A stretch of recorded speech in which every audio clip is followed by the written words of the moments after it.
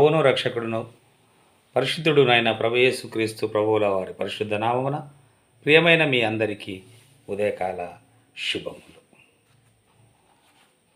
భక్తుడు మరి ఇలా మాట్లాడుతున్నాడు, నాకు అందని వాటి అందైనను గొప్ప వాటి అందైనను నేను అభ్యాసము చేసుకొనటలేదు.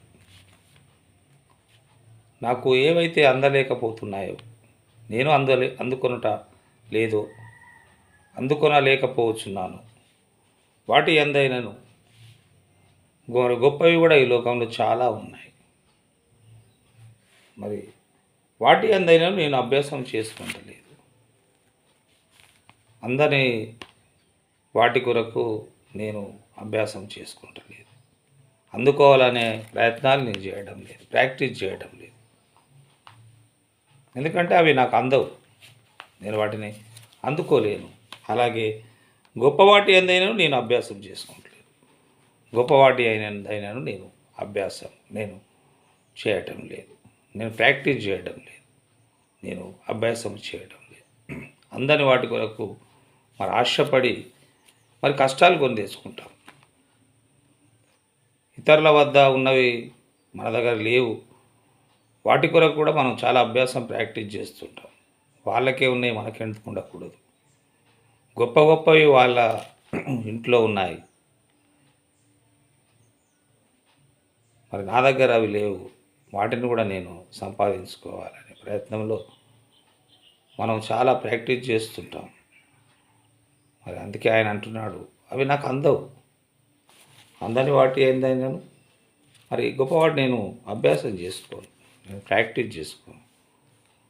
ఆయన మాట్లాడుతూ, మోసం చేత సంపాదించిన ధనము క్షీణించిపోవును. ధనము సంపాదించాలంటే కొన్నిసార్లు కొందరు మోసం చేస్తుంటారు, ఇతరులను మోసం చేస్తుంటారు. ఇతరుల ఆస్తుల మీద వాళ్ళు కన్నేస్తారు. ఇతరులది వారు స్వాధీనం చేసుకోవాలని ప్రయత్నాలు చేస్తుంటారు. అవసరమైతే తీపి అని కబుర్లు వాళ్ళకి చెప్తుంటారు. ఆయన అంటున్నాడు, మోసం చేత సంపాదించిన ధనము క్షీణించిపోతుంది. ఒకవేళ నువ్వు సంపాదిస్తావేమో, మోసం చేత నువ్వు సంపాదించుకుంటావేమో, కానీ ఆ ధనం ఏమవుతుందట, క్షీణించిపోతుంది. మరి కష్టము చేసి కూర్చుకున్నవాడు తన ఆస్తిని వృద్ధి చేసుకుని. అవును, కష్టంలో సంతోషం ఉంది, కష్టంలో ఆనందం ఉంది. మరి కష్టం చేసి కూర్చుకున్నవాడు కష్టపడుతూ కష్టం చేస్తూ కూర్చుకుంటాడు, కొంచెం దాచుకుంటాడు. కష్టం చేసిన ధనాన్ని మరి దాన్ని కూడబెట్టుకుంటాడు, దాన్ని పొదుపు చేసుకుంటాడు, దాన్ని వృద్ధి చేసుకుంటాడు. అతడు తన ఆస్తిని మరి వృద్ధి చేసుకోను. అందుకే అందని వాటి అయినను గొప్ప వాటి అందైనను నేను అభ్యాసం చేసుకోలేదు.